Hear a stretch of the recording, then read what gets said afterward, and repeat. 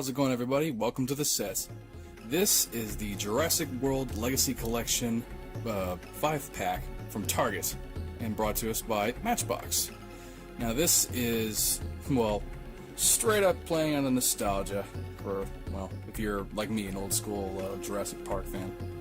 I have loved the series ever since I was a wee little boy, and this is playing to my heartstrings, I swear. I don't normally collect Matchbox, but this is an exception in my case. Especially since I actually did have the old Lost World Matchboxes back when I was a kid.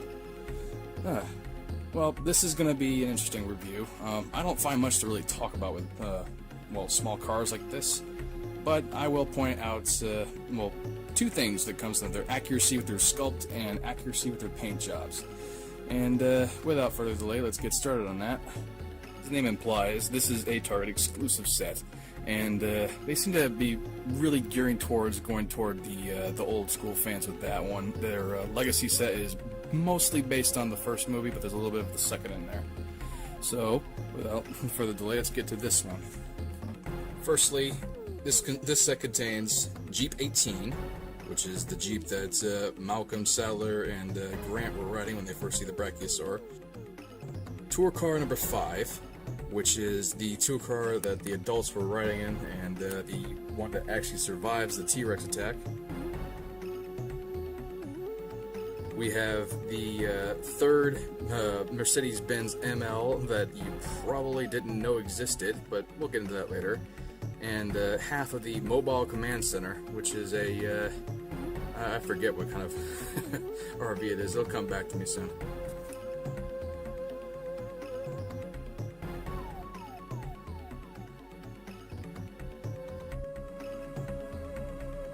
And lastly, this is supposed to be the water truck from Jurassic Park III that Eric Kirby was hiding in. I say supposed to because there's a little error, and I'll point that out.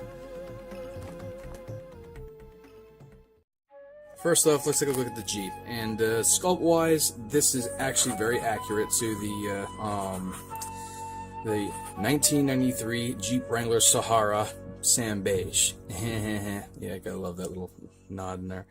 But something I've noticed with Matchbox is even though the sculpt is accurate, the paint is not. For starters, they don't care about interiors. You'll see that in every single one of these. Back here was a tan color that was supposed to be carved over the bars, and for some reason they didn't paint the tire back there, even though I got color tires here. But it's not a big deal. I'll make that clear. The paint job is not as big of a deal as I make it sound sometimes. Well, kind of. We have the tour car here, and yeah, this is really, really awesome. I like this, but it is one of the least accurate in this set. You see, most of this should be red up top, all around here, with gaps of green.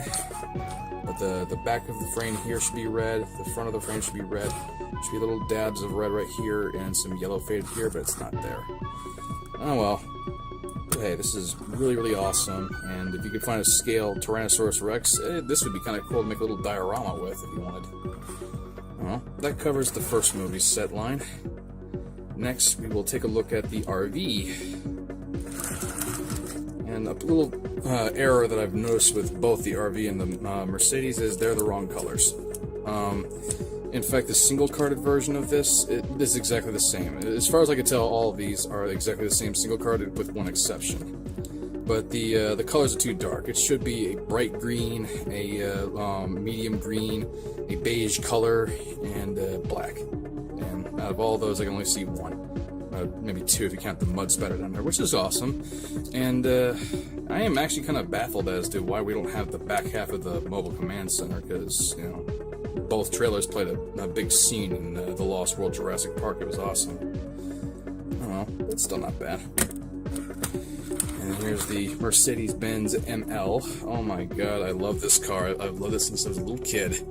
And this is actually technically Ian's Mercedes, because in the movie there was 3 Mercedes, and apparently when they were still in the process of writing it, they built it, and then they came to filming it. It was like, hey, who's going to be driving this when there's only 3 people going off the boat, and you have 4 vehicles, the trailer and 3 cars? So this got left behind, and we could tell because this has a tire on top. It doesn't have the side boxes, doesn't have the upper lights that Eddie's have, and his was an open bed back there anyway. It has this box here, which is only on Malcolm's. I say Malcolm's because there's a photo of him driving this that I'll share here. And inside is all 5 seats, whereas the other ones, they only had the front seats. They were converted into like flatbeds back there. This is pretty awesome, isn't it? Now, this is the one that is different single-carded. Single-carded, it's actually a little more screen accurate with bright green, and for some reason the glass is blue plastic instead of clear. But you know what? I love this color. I like darker colors over brighter ones. Oh yeah, so this is my favorite for both nostalgic reasons and because I kind of like the color change.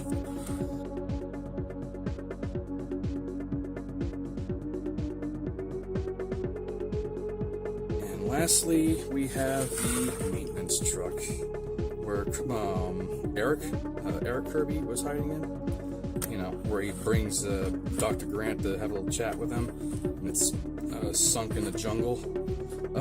I noticed, which I'll show you in the picture, is they got the wrong truck. It does not look like this at all, at least not the cab anyway. The tank is probably the more important part anyway. We know it's supposed to be that one because if you look closely, you can see all the mud and the debris or vines and stuff like that on there. They're painted on there, but it's at a level where I think that's as far as it sank in the movie. Oh well. But yeah, this one, I don't think anyone was really interested in this. This is why I'm wondering why we didn't get a second trailer. But it's not bad. If you want to do a diorama, this would be great. There is one little problem that Matchbox seems to consistently have, and it is in this set though.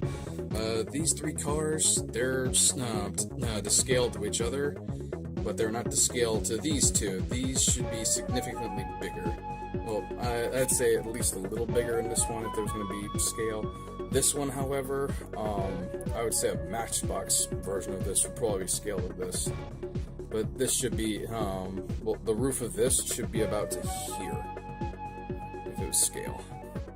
So, but, you know, just because you can't mix and match them, you can find really cool displays with them. Here's the packaging. I really don't cover these very often because I usually don't keep them in time. I like to open them up and take a look before I have anything to say on camera about them. But, yeah, this is pretty much the design of the Legacy collection. And it has the picture of my favorite car back there. What a coinky dink. Anyway, this, however, is a star set for me. I would definitely very much recommend these. If you're a collector of Matchbox cars, if you're just a general fan of Jurassic Park, heck, if you're into miniature gaming for some reason, you need something, if you're doing like a Jurassic Park roleplay or a model or something, these would be great for tokens or just decor for the map. A little board game or 2. But yeah, I hope you enjoy this little presentation. It's only $5 at Target, and these things are about $1 each on cards, so this is a great bargain. So if any of these catch your eye, please don't hesitate to get them, even if it's just something to keep in your pocket or on your desk or something. These are awesome. Alright, thank you for joining me here on the set, and that's a wrap.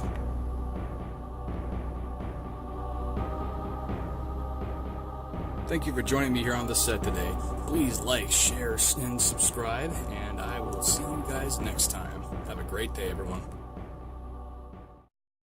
I'll have an action feature too. You want to see it? Here we go, starting with the truck. Oops.